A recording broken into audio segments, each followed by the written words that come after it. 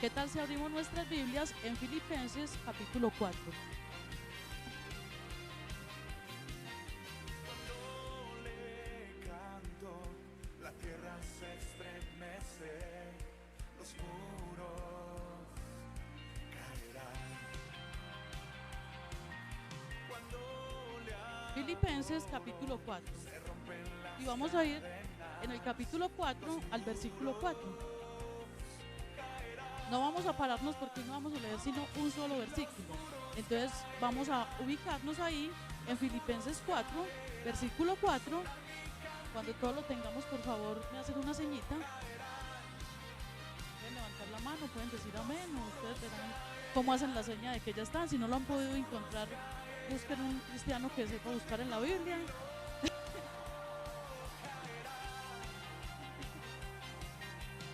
Y Filipenses 4, versículo 4 dice: regocijaos en el Señor siempre. Otra vez digo, regocijaos. Y esta palabra regocijaos también significa gozo. Y la palabra gozo significa alegría, bienestar, complacencia, deleite y júbilo. Yo les invito a que oremos por este tiempo de la predicación y que el Señor entonces sea mostrándonos si nosotros verdaderamente hemos sentido ese gozo, esa alegría, ese placer, ese júbilo, ese deleite en la presencia de Él. Padre amado, yo te doy muchas gracias por esta noche, Señor. Te doy gracias por todas y cada una de las personas que has traído hasta este lugar, Señor, porque sé que las has traído con un fin, el fin de escuchar tu palabra, el fin de guardarla, el fin de meditar en ella y el fin de hacer lo más importante, Dios, ponerla por obra.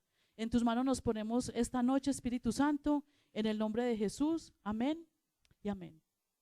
Antes de comenzar, por acá me encontré con una anécdota. Quiero leérselas antes de empezar.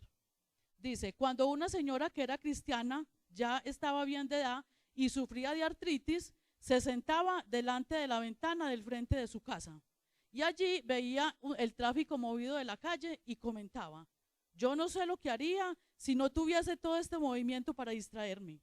Más tarde fue movida a un cuarto en los fondos de la casa donde no podía ver más el tráfico intenso de la calle. Frente a esta nueva situación, ella dijo: me gusta aún más este lugar. De aquí yo puedo escuchar los dulces niños del vecino brincando en el patio. Por fin, ella se fue movida para un conventillo en un barrio humilde y apartado del centro de la ciudad. Y cuando llega un viejo amigo, le dice: venga y vea la visión del cielo que tengo desde acá. En todas las circunstancias narradas, la vieja señora mantenía el buen humor, la alegría y el placer de la vida. ¿Cuál es el secreto de su dicha? ¿Por qué no murmuraba? ¿Por qué no maldecía su suerte? ¿Por qué no vivía culpando el mundo y las personas de lo que le acontecía? La respuesta es muy simple. Ella tenía a Jesús en su corazón. Ella no murmuraba de que tenía una artritis muy tremendo, de que tenía un tráfico muy pesado allá afuera, que el ruido era terrible, que ya escuchaba en el patio los brincos de los niños, o que simplemente ya no escuchaba nada porque estaba por allá todo lejos. Ella no estaba murmurando de nada de eso. Al contrario, disfrutaba de todo momento y de todo lo que le llegaba a la vida. ¿Por qué? Porque ella sencillamente tenía a Jesús en su corazón.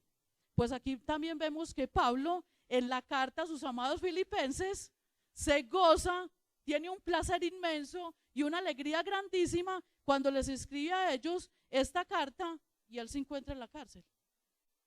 Y cuando uno lee una breve pasadita hacia el libro de Filipenses, que son muy poquitos y que es una carta pequeña, muy poquitos capítulos, uno dice: Pablo está muy contento. Y Pablo está muy contento en la cárcel. ¿Ustedes se sentirían felices en la cárcel? Cuando un amigo de uno cae a la cárcel, ¿uno qué es lo primero que dice? Ay, qué pesar, pobrecito, ¿qué estará haciendo allá? No, y como reciben los presos allá, le deben de estar dando la bienvenida. ¿Qué estará haciendo? Está encerrado, no va a poder hacer nada, esas comidas de la cárcel, no, qué cosa tan horrible, le quitaron la ropita, va a haber que mandarle platica para que alquile el colchón. O sea, estamos pensando un montón de cosas terribles. Pues Pablo no era el de menos. Estaba en una cárcel y no eran las lujosas como las de hoy en día. Eso era una cloaca por allá terrible que olía quién sabía cuántas cosas. Estaba encerrado, privado de su libertad. Ojo, no podía hablar de lo que a él más le gustaba, que era la palabra de Dios. Eso diríamos nosotros. Qué pesar encerrar en un gran siervo. ¿A quién le va a hablar ya de la palabra de Dios? Pero él estaba compartiendo allá de la palabra de Dios y se estaba aprovechando y se estaba gozando más que cualquier otro. Cuando él viene y le escribe a los filipenses esta carta, miren la situación en la que él estaba pues preso. Entonces imagínense cuántas emociones él podría sentir, pero aún así se nota por encima cuando se lee la carta que tiene un gozo y una alegría inmensa. Pero aparte de eso, habían otras circunstancias que la iglesia de Filipos estaba viviendo y que eso no tendría por qué tener gozoso para nada Pablo. Imagínense que lleven al pastor para la cárcel y escuche decir que en la iglesia Epafrodito estaba a punto de morir, que había pasado por una enfermedad terrible, nos dicen ahí en el capítulo 2, y que pues que ya se había salvado, que estaba mejorcito. Ustedes se pueden imaginar cómo no se le quita el gozo a una persona. El buen amigo tuvo una enfermedad, ni la más terrible, que a punto de morir, y él por allá encerrado en la cárcel sin poder hacer nada. Pero esto no le quitó el gozo. Hay otra segunda situación que uno puede observar ahí en esa carta. Síntique y Evodia, ahí en el capítulo 4, estaban peleando. Entonces el líder encerrado y estas dos allá peleando, en vez de estar fomentando la unidad dentro de la iglesia y a ver cómo vamos a hacer, cómo vamos a seguir adelante, cómo vamos a cubrir los vacíos, estaban que peleando y murmurándose en la una contra la otra. ¿Y qué dice Pablo? Ay, yo creo que se va a tener que cerrar esa iglesia. Estas dos muchachas me están causando división, están siendo de mal testimonio allá. ¿Cómo van a evangelizar? ¿Cómo van a hablar? Ay, allá no, se va a acabar la iglesia. Pero no, esta segunda situación tampoco le quitó el gozo ni la alegría a Pablo. Entonces aquí van tres situaciones por las que Pablo está pasando que no le quitaron ni el gozo ni la alegría. Primero, estaba en la cárcel. Segundo, el gran amigo enfermo. Tercero, estas dos líderes de la iglesia peleando, y ninguna de esas cosas le quita el gozo con la que él escribe esta carta para sus amados filipenses. Quiero hacer un paréntesis hasta acá. Cierto que a nosotros se nos quita el gozo lo más de fácil. Yo me he puesto a analizar, yo muchas veces me amanezco así, con una sonrisa que no me la quita supuestamente nada, pero vienen y me dicen alguna cosita y de un momento a otro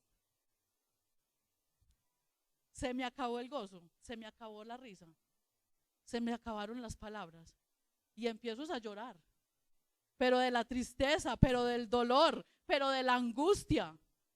Y no que es que tenías un gozo que no te lo quitaba nada. A nosotros se nos quita muy fácil el gozo. Y hay ciertas circunstancias como que llegan así y nos quitan el gozo de una vez, ¿cierto? Pero hoy quiero que observemos algunas circunstancias que Pablo viene y le dice a los filipenses, o algunas observaciones que él hace dentro de la carta para que los filipenses no vayan a perder el gozo, sino que conserven ese gozo. Ya les dije antes que era gozo, que es alegría, bienestar, complacencia, deleite, júbilo. Ese es el verdadero gozo que tiene un cristiano. Recordemos también que es uno del fruto del Espíritu Santo, el gozo. Y que como cristianos se supone que lo debemos de tener y que lo debemos de practicar. Entonces Pablo viene y hace unas observaciones en la carta que le hace a los filipenses para que ellos puedan conservar el gozo independientemente de la circunstancia que estén pasando. Entonces, lo primero que les dice es, la primera observación que les hace es recordar de dónde nos sacó Dios. Para que nosotros no perdamos el gozo, la primera observación que debemos de estar siempre haciendo es de dónde nos sacó Dios. Y es que de dónde sacó Dios a Pablo. Ahí en el capítulo 3, del versículo 4 para adelante, él empieza a decir quién era. Dice, versículo 5, circuncidado al 8º día, del linaje de Israel, de la tribu de Benjamín, hebreo de hebreos, en cuanto a la ley fariseo, en cuanto al celo perseguidor de la iglesia, en cuanto a la justicia que es en la ley, irrepresible. Pablo está recordando de dónde era él, sus raíces. Y uno dice, wow, intachable. Pero era perseguidor de cristianos, era muy bien educado, podía haber sido el sucesor de Gamaliel, su maestro. Y entonces él empieza a recordar, hubiera podido ser el sucesor de ese gran maestro, pudiera tener un puesto muy bueno, pero cuantas cosas eran para mí ganancia, las he estimado por pérdida, por amor a Cristo. Y para él es mucho más importante lo que él consiguió ahora, su vida nueva ahora en Cristo, que lo que tenía atrás. Y yo me puse a pensar, qué contradictorio. Ahora está en la cárcel y le parece más importante lo que tiene, le pareció más importante ser perseguido por causa de Cristo, le pareció más importante estar de aquí para allá hablando de Dios por causa de Cristo, que todo el puesto que él tenía. Y nosotros somos también así. Nos la pasamos toda la vida queriendo ocupar el puesto que queremos, el trabajo que queremos, la familia que queremos, la casa que queremos, y dentro de la casa los muebles que queremos, la cama que queremos, la vajilla que queremos. Pero cuando la conseguimos ya vimos otra más bonita y entonces ya queremos esa. Y entonces cuando compramos los muebles vemos otros más grandes y más confortables, entonces ya queremos son esos y empezamos a luchar por lo que estamos viendo que no tenemos. Entonces, dígame si eso no nos hace perder el gozo. Y Pablo lo que está diciendo es, recuerde lo que usted, de dónde lo sacó Dios, para que valore lo que tiene ahora.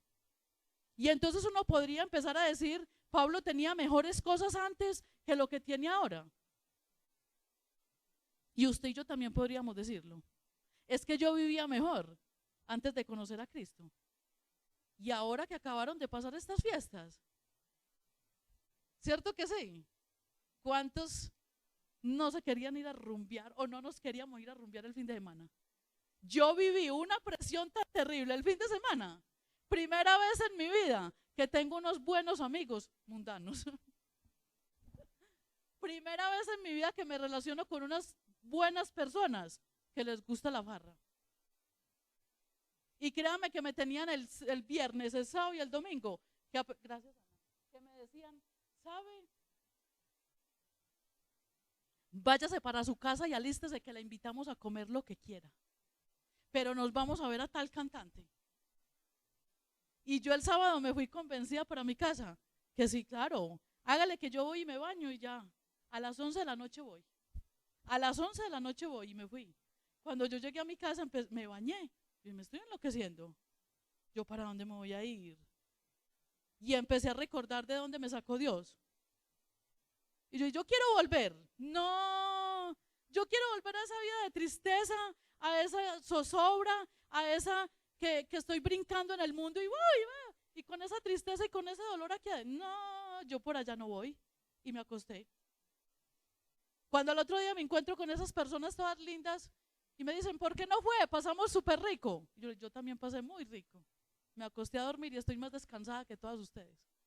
Estoy súper bien. Bueno, pero hoy sí nos vamos, vea, listo, bueno, listo. Claro, hoy sí. Y vuelve a mí, se me empieza a dañar el corazón. Hoy sí me voy a ir. Y hoy que canta el artista que a mí me gusta. Ay, hoy sí, vean, me voy a ir. ¿Quién dijo que eso era malo? Y me encontré, y no era malo. Y bueno, yo salí. Ahora sí, bueno, entonces me dijeron, vaya, arréglese pues Abelia. Y nos encontramos y le invitamos a comer lo que usted quiera. Yo, listo, ahora hoy sí les voy a aceptar la invitación. Ya voy a ir a bañarme y me voy a ir a cambiar y ya vuelvo. Y cuando salgo me encuentro con unas personas de la iglesia que venían para la calle. Hoy sí nos vamos a quedar hasta tardecito. Yo como que, ¿de verdad que se van a quedar? Entonces enseguida nos encontramos. Y me voy para mi casa. Y empiezo otra vez a pensar y a recordar de dónde me sacó Dios. No, yo sí me bañé, pero también volví y me acosté. Y cuando me acosté sentí esa alegría, ese placer, ese júbilo, que yo dije, ¡wow! pero así duro grité cuando me metí bajo las cobijas.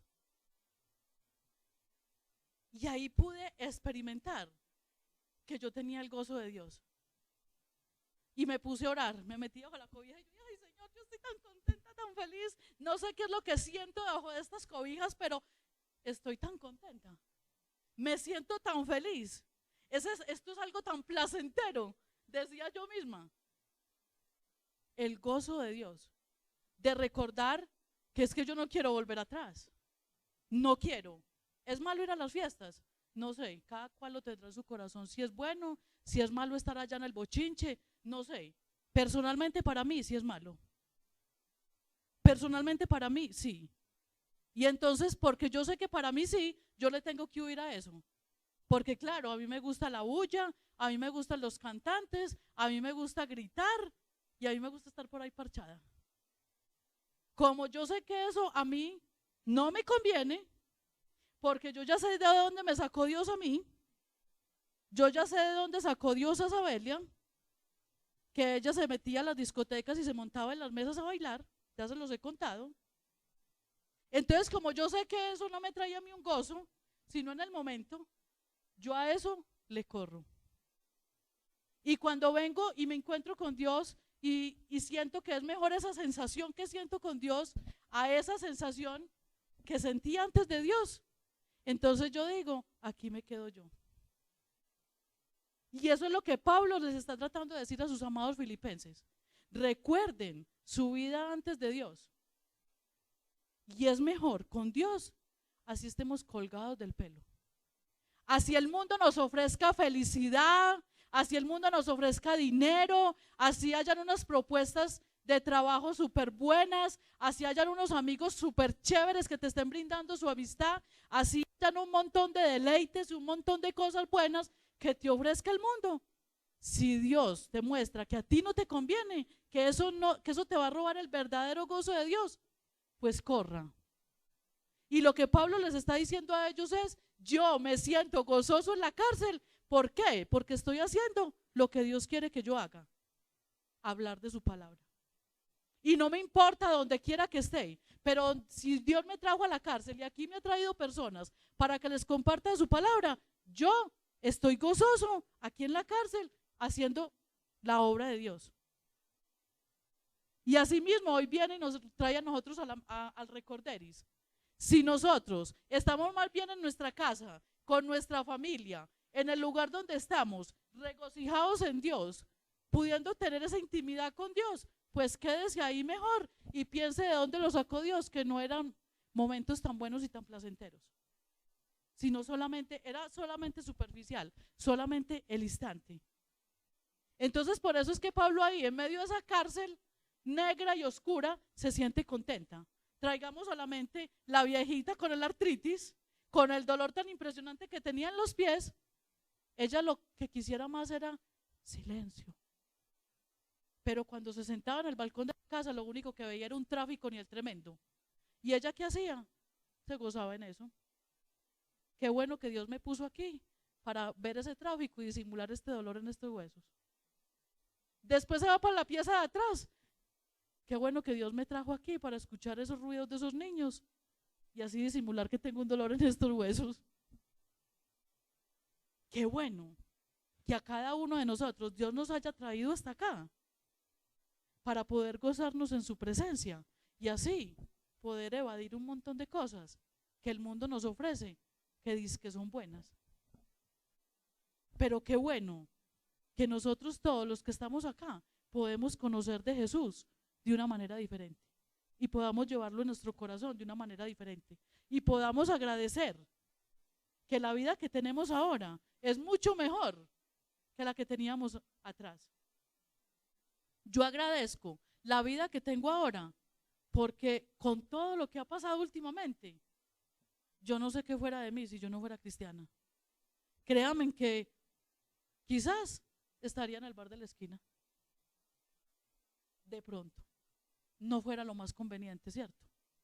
Gracias a Dios. Gracias a Dios que estoy aquí. Gracias a Dios. Muchísimas cosas peores pudieran pasar. quizás no estuviera ni contando el cuento. Pero no sé, si ustedes piensan en su vida pasada y le dan gracias a Dios, porque los tiene a cada uno de ustedes acá, porque hay un propósito, porque es mejor lo que tenemos ahora que lo que pasó atrás. Es muchísimo mejor. Y eso es lo que Pablo le da alegría y les hace traer alegría a los filipenses en medio de todo lo que está viviendo. Pero la segunda situación o observación que él hace ahí para que puedan mantener el gozo es mirar hacia dónde va Dios. Eso es lo segundo que Pablo les hace caer como en observación a ellos. Mirar hacia dónde va Dios. Entonces, Pablo tenía todo el conocimiento de él como basura, ahí terminamos diciendo, pero cuantas cosas eran para mi ganancia, las he estimado como pérdida por amor a Cristo. ¿Por qué? Porque es que el propósito que Dios tenía con él era diferente del propósito que él tenía con su vida. Él fue un tipo muy estudiado, él perteneció al Sanedrín, él era celoso, perseguidor de la iglesia, él creía que hacía las cosas bien, pero Dios tenía otro propósito supremamente grande con él, y era que él participara con todo ese conocimiento, con todas esas nacionalidades que tenía, con todos esos idiomas que hablaba, con todo ese don de la palabra que él tenía, que él fuera partícipe de la expansión del evangelio hacia otros lugares. O sea que él tuvo una preparación desde pequeño para cumplir un propósito que Dios tenía con él, pero que él no sabía que ese era el propósito. Y cuando él viene y enfoca su propósito allá en ese encuentro que él tiene con Jesús, y donde él le dice, donde Jesús le dice que por qué le persigue, y él le dice que quién es, y Jesús le dice que es Jesús al que él está persiguiendo, y él viene y tiene allí parte su vida, en el antes y en el después, y él viene y tiene ese cambio de vida después de ese encuentro con Jesús, y empieza a orar y a clamar conforme al propósito de Dios, ¿cierto? Y empieza a vivir una vida diferente. Ahora el que era perseguidor de cristianos está siendo perseguido con los cristianos. Ya ahora es del grupo de los cristianos, pero se siente alegre y gozoso porque sabe que está cumpliendo un propósito de Dios en su vida. Y es que nosotros puede que estemos haciendo cosas muy lindas, pero que no nos llenan de gozo. Puede que tengamos la empresa que siempre hemos soñado y no nos llene de gozo, sino que nos traiga una carga ni la pesada. Puede que tengamos la carrera que soñamos y ya, sí, somos unos profesionales, qué rico, pero ese era mi sueño y no el sueño de Dios. Puede que tenga todo lo que yo haya querido en mi vida, pero no me siento contento. ¿Y por qué? Porque es que era mi sueño, no era el sueño de Dios. Y puede que Pablo se hubiera sentido así antes de conocer de Cristo. Tenía un celo tan tremendo por perseguir la iglesia y no se sentía satisfecho, no se sentía saciado, no estaba conforme, quería más. Y ahora que no tiene nada, pero que está haciendo el propósito de Dios, está tranquilo y gozoso. Y eso es lo que él les quiere hacer entender a esa amada iglesia, porque los filipenses eran como una iglesia muy amada para él. Lo que les quería hacer entender era que si clamamos a Dios mirando hacia donde Él va, y cuando observemos Él cómo responde, entonces nosotros vamos a sentir paz y vamos a sentir gozo, independientemente de las amistades perdidas. ¿Ustedes piensan que los amigos con que Pablo perseguía a la iglesia ya eran amigos de él? Perdió su grupo de amigos.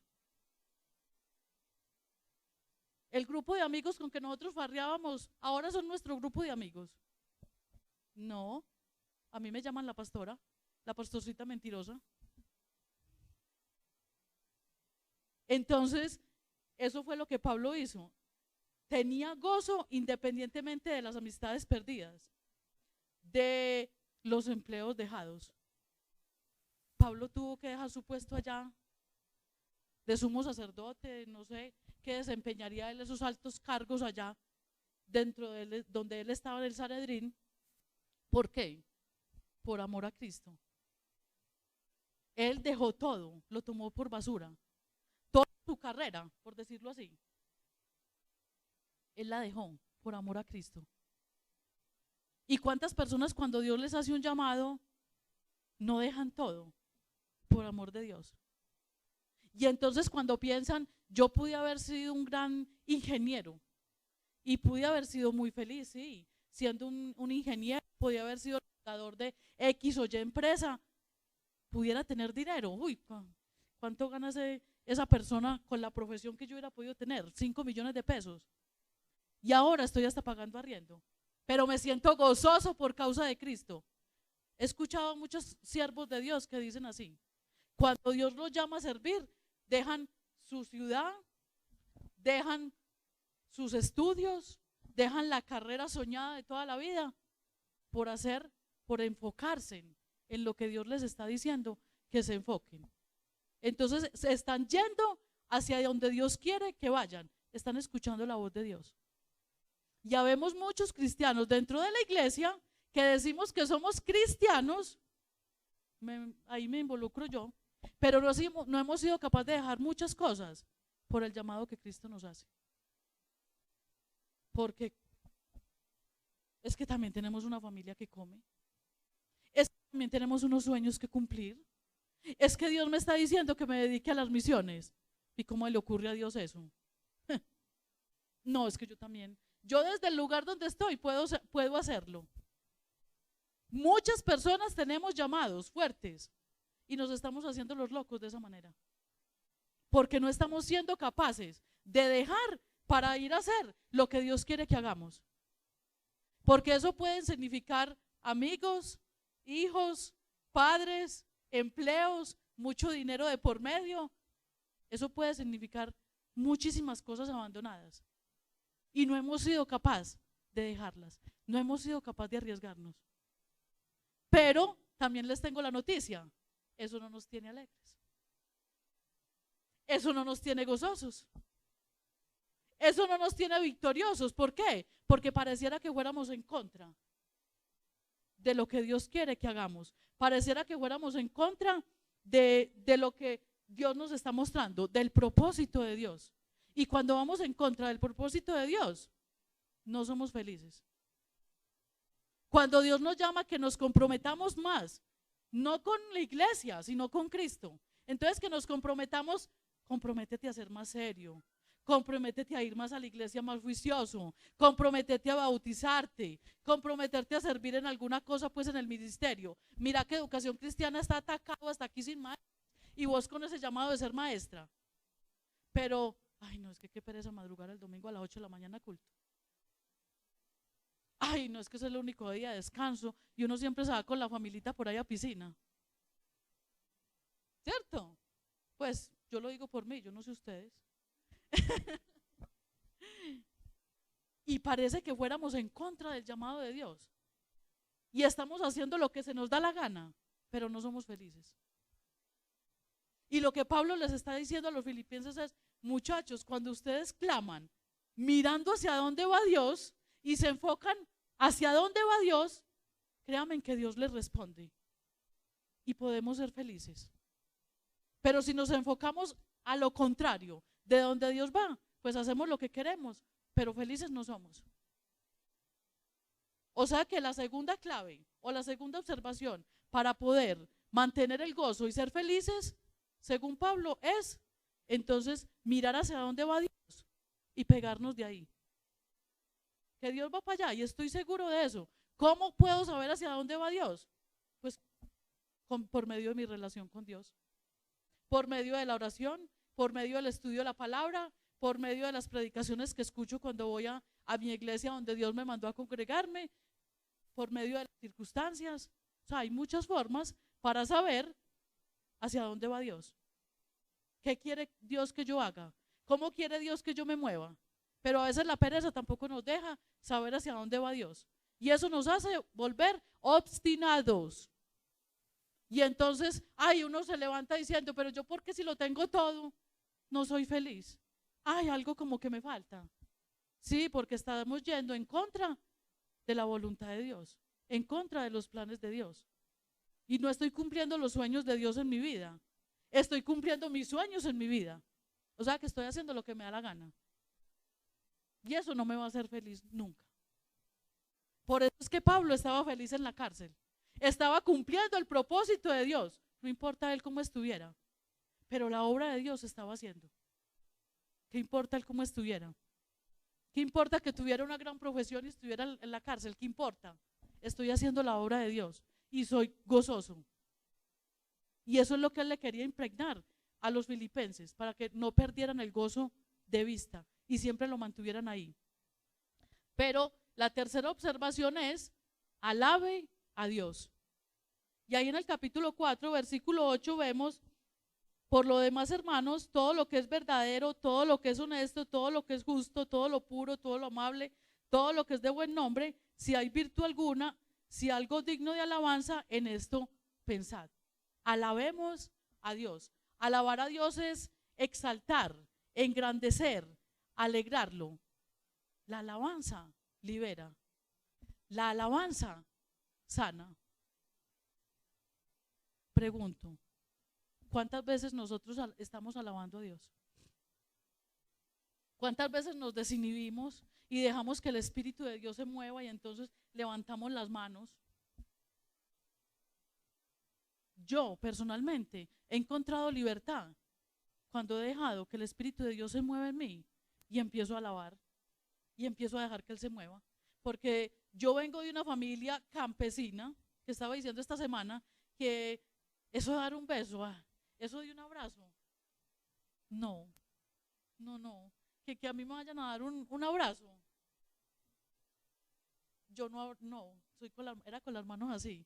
Que un beso, entonces se pone la cara para que le dieran el beso. No das beso, no damos abrazos, no damos besos, somos secos.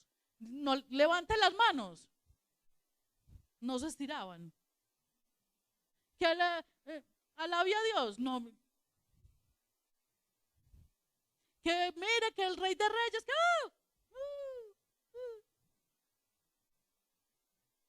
Y yo creo que muchos de nosotros somos así.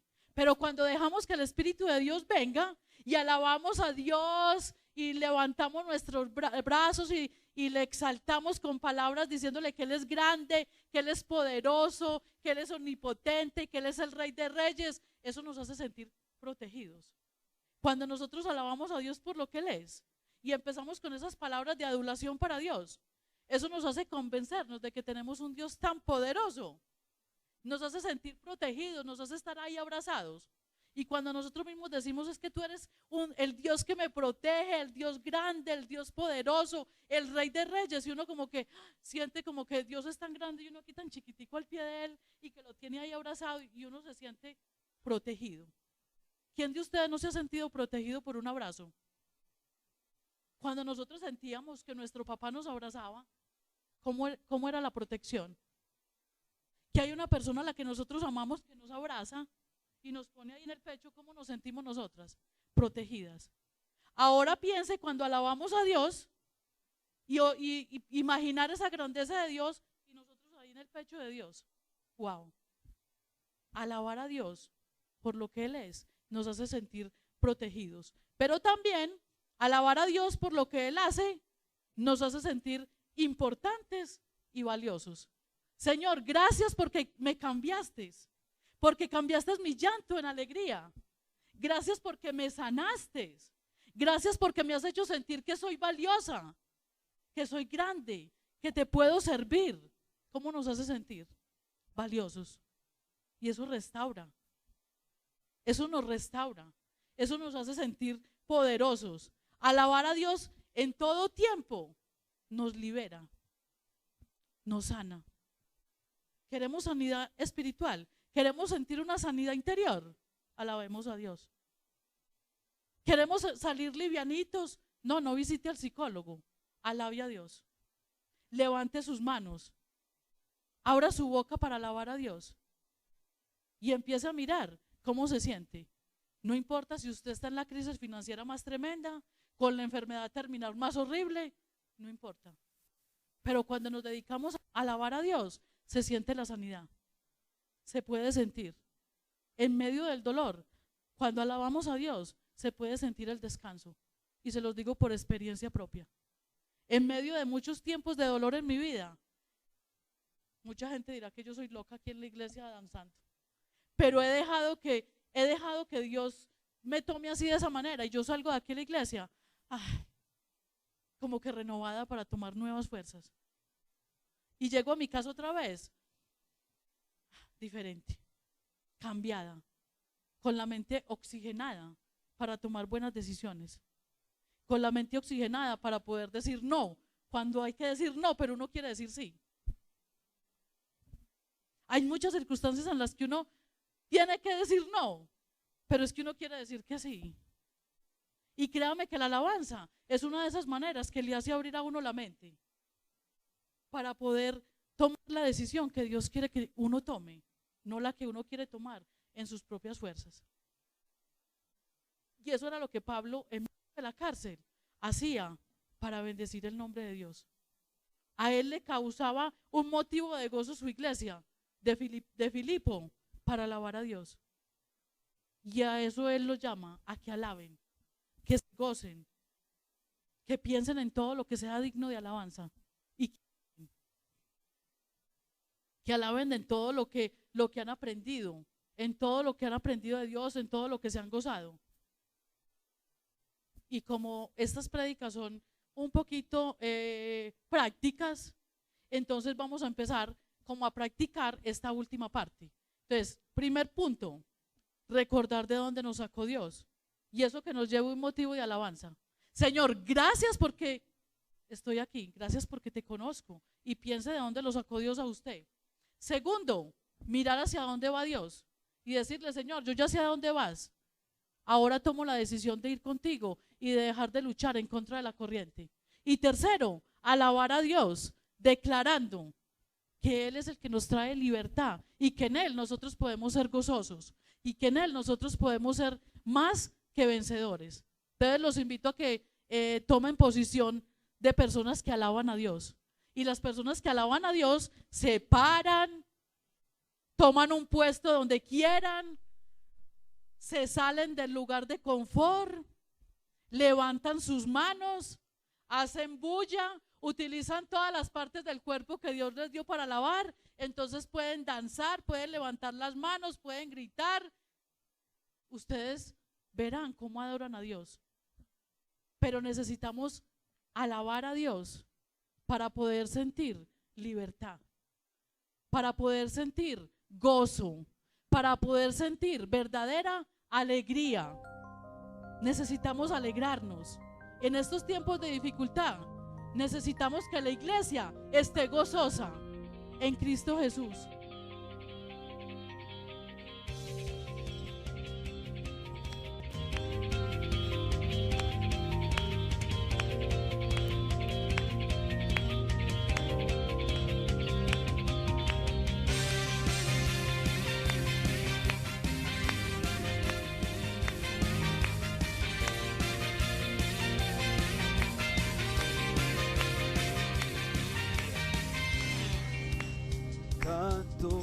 La tierra se estremece, los muros caerán.